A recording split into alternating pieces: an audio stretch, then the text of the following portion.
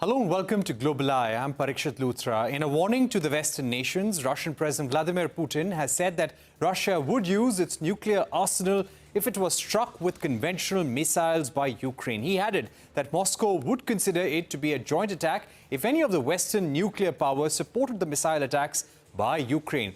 A non-nuclear nation, Putin's comments and threats come on the back of reports that Kyiv was seeking the approval of the United States and UK to use long-range Western missiles against Russia. The updated version of the document proposes that aggression against Russia by any non-nuclear weapon state, but with the participation or support of a nuclear weapon state, should be regarded as a joint attack on the Russian Federation. The conditions for Russia's transition to the use of nuclear weapons are also clearly defined. We will consider such a possibility as soon as we receive reliable information about a massive launch of aerospace attack means and their crossing of our state border, meaning strategic or tactical aircraft, cruise missiles, drones, hypersonic missiles, and other aircraft.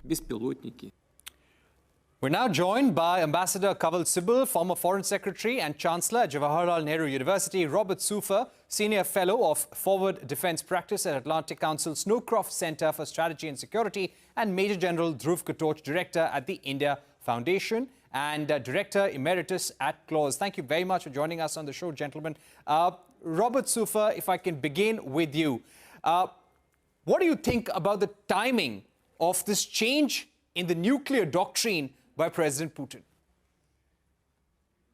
For having me on. I think what Putin is after here is he's trying to discourage Ukraine's Western allies from supporting strikes against Russia, particularly with the long-range systems that you mentioned.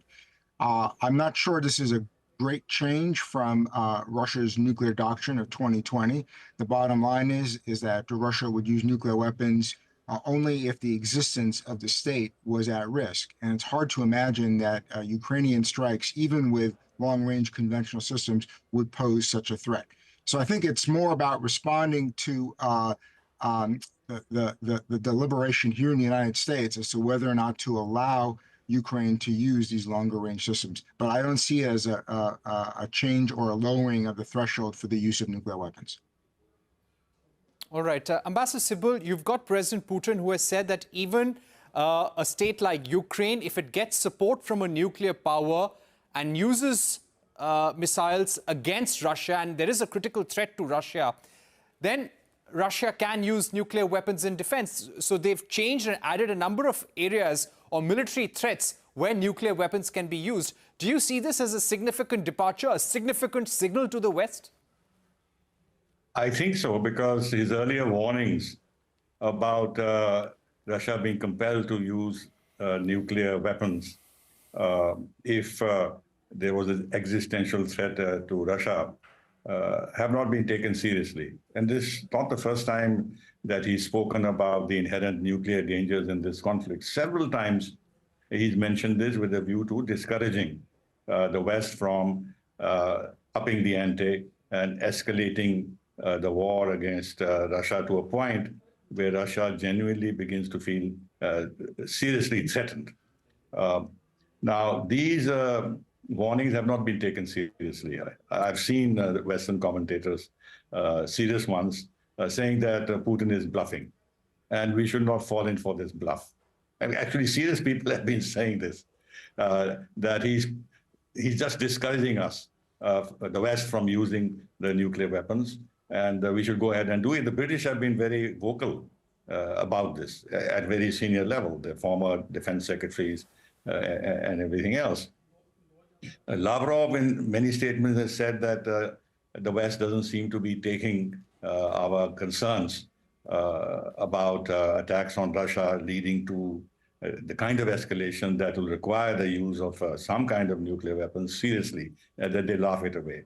So I think in this background, I think Putin has felt that it was time to send a more significant signal to the West. And this he's doing because there's a lot of pressure that is being built up. So far, the Americans have resisted it. that Zelensky should be allowed to use long-range missiles to hit deep into Russian territory. Now, of course, the range of these missiles is 300 kilometers.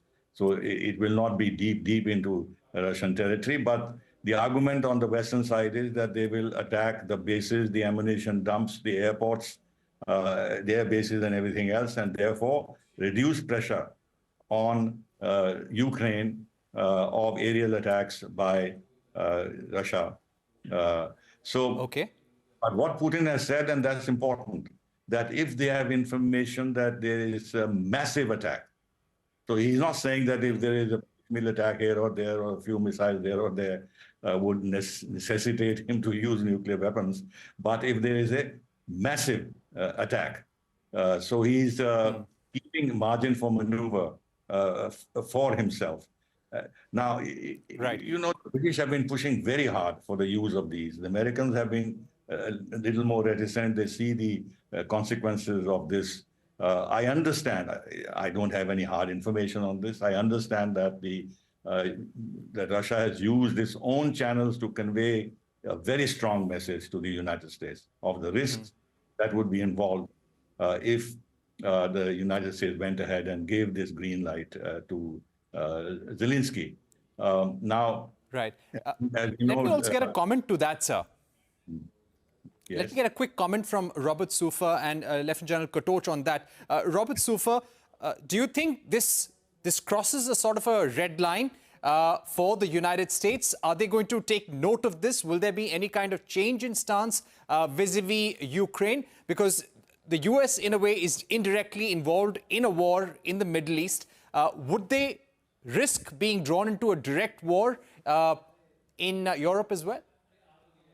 Well, you're right. The United States will look very carefully at this and will not want to be drawn into a major war. But let me just say that the United States understands Russia's nuclear doctrine. We have been watching it for some time now. It is a doctrine that does include the limited use of low-yield nuclear weapons. They have the capabilities. They have land, air, and sea-based nuclear forces that can be used on the battlefield. So this is not new. Right. And so we take this into account when we formulate our own doctrine. And what we do is to provide NATO and the American president a range of nuclear options that can be used in response to a potential Russian use. So Putin has to understand as well that should he escalate to the use of nuclear weapons, and of course, there's only one person that can decide whether and how to respond, and that is the president of the United States. But he has a range of capabilities, and his intent will be, I think, to try to, shall we say, demonstrate resolve and show that whatever led Putin to think that he could use nuclear weapons and secure an advantage, that was false, and that it was time now to stop further escalation or risk a broader nuclear conflagration, which would not be in Putin's interest. Right. General Katoch, how do you think this is going to be seen on the battlefield? This is clearly sending a message out to the United States, to Western powers. Russia would want to say that they're sending a message out to their enemy. But how would you explain these tactics right now as to what this means on the battlefield? Thank you. Very frankly, in my opinion, I think it is very clear messaging. I don't think that President Putin at this point of time is very keen to escalate the situation. But at the same time, I think it will be a red line as far as President Putin is concerned if a large number of long-range missiles are actually provided to Ukraine and they start using them in depth targets in Russia. That will be a red line, and he has to answer to his people. So the question is, one of the panelists has very clearly said that we know Russia's doctrine, and it appears to be a bluff. That may be so. But what happens if it isn't a bluff? What happens if he's actually driven to the wall and he uses it? Then obviously there will be a retaliation. Then how do we control the situation after that? I think it may totally spiral out of control. So I think it would be wise on the part of the West not to go along that road. They've got to stop before that. And I think that there is great sense in stopping Ukraine from using any of the long-range weapons. which the West can supply. So from the West side, I mean, I personally feel they should not supply those weapons. Otherwise, the risk of escalation is too great. And while Russia will suffer, that is for granted, the US and the West will suffer equally. And if it goes beyond the threshold level, then the whole world will suffer. It is not going to stop there. So I think we should pull back the nuclear trigger from both sides. And it behoves the United States at this point of time not to fall into President Zelensky's tactics of trying to get more people into the war, to draw them into the war. That is one. Number two, I have a feeling, it's also related to the US elections because there is a feeling that if President Trump comes in, there will be a marked change. So let's see as to how that plays out. In my view, for the next month or so, I don't see any major changes coming out, either in terms of the Russian threat or in terms of actual supply of these weapons by the United States. Right. Parikshit. Ambassador Sibal, what do you think can possibly happen? Do you think, considering that we're just a few weeks away from the US election result on the 5th of November, do you think President Biden may just like to wait this out for a few months, make sure that these long-range missiles are not used by Ukraine, see how things go, and then probably take a call? Before I answer that, there's one important point that Putin has been making, which needs to be mentioned, which is this, that Ukraine itself does not have the capacity, the technical know-how to use these long-range weapons. This will require the presence of Western military personnel on the ground, and that the Storm Shadows and others, for their targeting and everything else, with the satellite signaling and everything else, intelligence that has to be provided by the West. That's why he's saying that if Ukraine uses this, he's presupposing that they will use this with the active participation of Western instructors and Western technological inputs, which means that they are involved in this. That is one. The other is that Russia is not going to use nuclear weapons carelessly, not at all. I don't think Russia has any intention to do that. He's just sending a very serious warning. And insofar as the United States is concerned, so far, they have not given the green light either to Zelensky or to Europe, that is UK, to go ahead and allow the use of these missiles by Ukraine.